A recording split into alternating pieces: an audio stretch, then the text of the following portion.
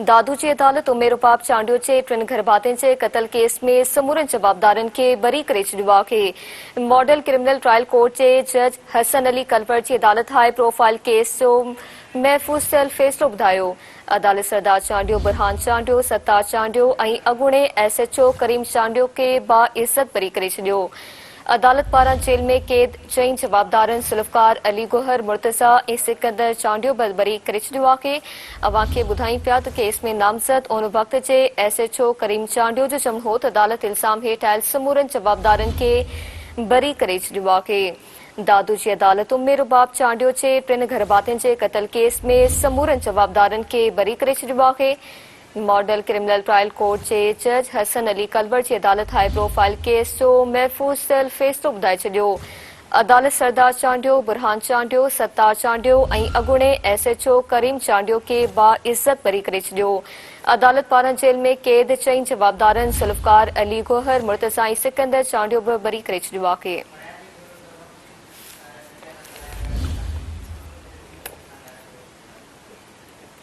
जी नाज़रीन, फरियादी धुर जे वकील सिंध TV सां ॻाल्हि ॿोल कई आहे। अचो तव्हां खे ॾेखारियूं।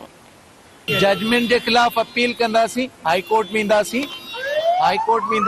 पंहिंजो केस उते ॿुधाईंदासीं इंशाअल्लाह ताला। मलाइक आया जेके करे विया हला, 3 आई विटनेस मौजूद आहे जिन उहो थींदे ॾिठो आहे, उहो डिस्कार्ड करे छॾियो अथनि। मेडिकल एविडेंस मौजूद आहे, मोटिव मौजूद आहे, उन जे बावजूद चवनि था फेल विया हो। त हाणे शायदि असांखे सम्झ में कोन आयो आहे या कोर्ट खे सम्झ में न आयो आहे। इंशाअल्लाह अपील कंदासीं, उते पंहिंजो केस ॿुधाईंदासीं। एविडेंस मौजूद आहे, उहो फाइल जो हिसो आहे, उहो काॾे कोन थो वञे। असां हाई कोर्ट में वेंदासीं, सुप्रीम कोर्ट अपील कंदासीं इंशाअल्लाह इन फैसले के खिलाफ। जो फैसला आज हुआ है, 3 लोगों का दिन दिहाड़े मर्डर हुआ, एक स्ट्रांग मोटिव है पीछे। बच्चियों की तालीम के हवाले से एक सोशल सर्किल कॉन्स्टिट्यूट हुआ था, उसको अपोज किया जिसने फ्यूडलिज्म को, और उस पर ये 3 मर्डर हुए दिन दिहाड़े, जिसमें कंप्लेनेंट के वालिद साहब, उसका भाई और उसके जो है 2 भाइयों का मर्डर हुआ। उमेर बाप के वालिद का और उसके चाचा और दादा का मर्डर हुआ, और उसमें एविडेंस कंप्लीटली मौजूद है। इसमें 3 आई विटनेस मौजूद है, मेडिकल एविडेंस मौजूद है, मोटिव मौजूद है, लेकिन उसके बाद भी इनको अक्यूट किया गया है। तो इंशाअल्लाह ताला हम अपील में जाएंगे, ये एविडेंस फाइल का हिस्सा है, हम हाई कोर्ट में जाके बताएंगे अपना एविडेंस। जी नाज़रीन, फरियादी धुर जे वकील मीडिया सां ॻाल्हि ॿोल कई। फरियादी धुर जे वकील जो चवणु आहे त हू सुप्रीम कोर्ट ऐं हाई कोर्ट में अपील कंदा। अवां खे ॿुधायूं पिया त हाई प्रोफाइल केस जो महफ़ूज़ कयल फ़ैसिलो ॿुधाए पियो आहे।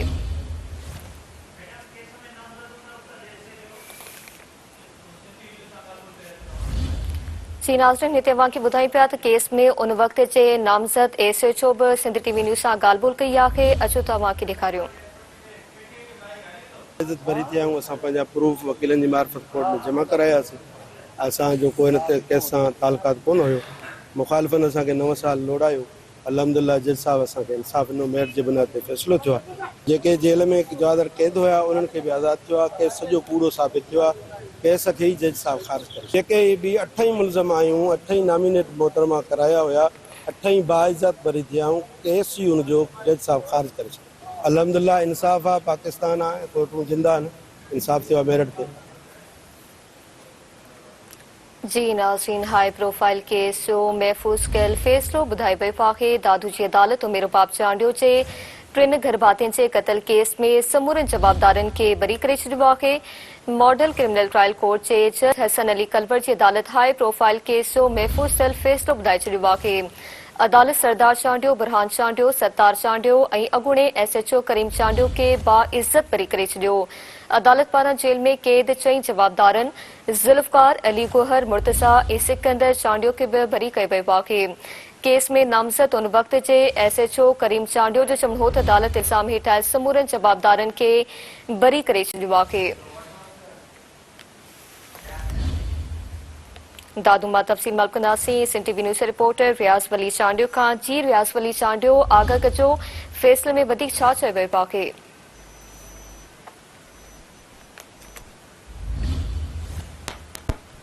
फैसलो जेको आहे दादू जी मॉडल क्रिमिनल ट्रायल कोर्ट जे जज हसन अली कलवर जेको आहे ॿुधाए छॾियो आहे। अवां खे ॿुधाए थो त दादू जी अदालत पारां जेको आहे उमेर बाब चांडियो 3 घरबातिन जे जेके इल्ज़ाम हेठि आयल समूरनि जवाबदारनि खे बाइज़्ज़त बरी करे छॾियो आहे। जॾहिं त हिन वक़्तु जेको आहे सरदार अहमद चांडियो, बुरहान खान चांडियो अदालत मां जेके आहिनि वापसि रवाना थी विया आहिनि। जॾहिं त ॿुधणी दौरान उमेर बाब चांडियो जेको आहे ऐं फरियादी परवेज़ चांडियो ऐं सलाहदीन पवर जेको वकील आहे उहे पिणु अदालत पहुता। जॾहिं त सरदार अहमद चांडियो हुन वक़्तु एस एच ओ करीम चांडियो ऐं जेको आहे इल्ज़ाम ठहियल PPMP ऐं बुरहान खान चांडियो बि अदालत में पेश थिया। जॾहिं त गिरफ़्तार जवाबदारनि खे बि अदालत में पेश वियो। जे बाद अॼु जेको आहे अदालत जेको आहे फ़ैसिलो महफ़ूज़ कयल जेको फ़ैसिलो आहे उहो छॾियो आहे, जंहिंमें अदालत पारां समूरनि जवाबदारनि खे, जंहिंमें सरदार अहमद चांडियो, बुरहान खान चांडियो, हुन वक़्तु जो SHO करीम चांडियो ऐं जेको आहे ज़मानत ते आज़ाद थियल जवाबदार सतार चांडियो खे ऐं जेको जेल में क़ैद जवाबदार आहिनि समूरा जेके 8 जवाबदार आहिनि उन्हनि खे अदालत बाइज़त बरी करे छॾियो आहे। जी मारवी। अच्छा रियाज़, अदालत समूरनि जवाबदारनि खे बाइज़त बरी करे छॾियो आहे, त फरियादी धुर जो कोई मौक़िफ़ साम्हूं आयो आहे या उन्हनि जी जेका लीगल टीम आहे उहा छा थी चवे? असांजी ॻाल्हि ॿोल थी आहे। उमेर बाब चांडियो चवणु आहे तूं केस खे जेको आहे हाई कोर्ट में चैलेंज कंदी, जॾहिं त सरदार अहमद चांडियो मौक़िफ़ सां बिना जेको आहे वापसि रवानो थी वियो आहे। जी अच्छा रियाज़, अमन अमान जी सूरत हाल बाबति इहो ॿुधाइजो त 144 कलम दादू ज़िले में लागू थियल आहे, सिक्योरिटी जा सख़्त इंतज़ाम आहिनि, त अदालत जे ॿाहिरां या दादू में अमन अमान जी सूरत हाल कीअं पिया ॾिसो?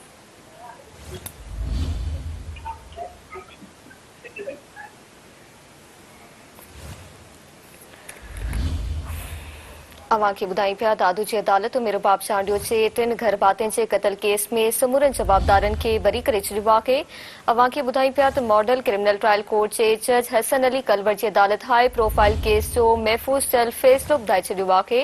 अदालत सरदार चांडियो, बुरहान चांडियो, सत्तार चांडियो ऐं अॻूणे SHO करीम चांडियो खे बाइज़त बरी करे छॾियो।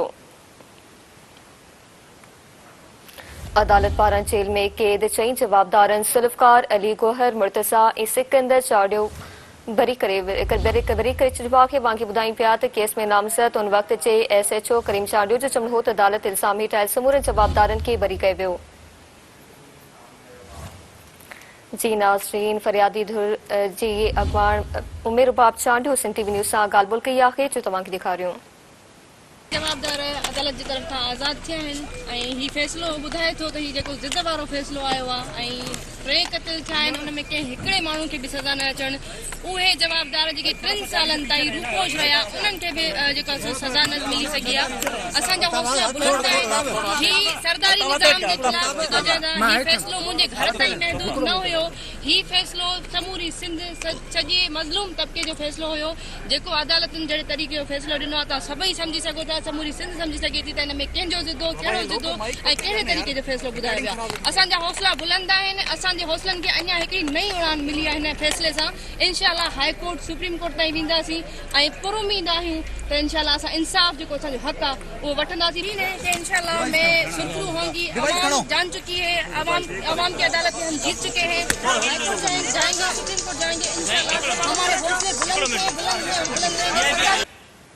जी नाज़रीन, उमेर बाब चांडियो जी ॻाल्हि ॿोल अवां ॿुधी। अवां खे ॿुधाई पिया त हाई प्रोफाइल केस जो फ़ैसिलो ॿुधायो पियो आहे। दादू जी अदालत उमेर बाब चांडियो जे 3 घर भातियुनि जे क़तल केस में समूरनि जवाबदारनि खे बाइज़त बरी करे छॾियो।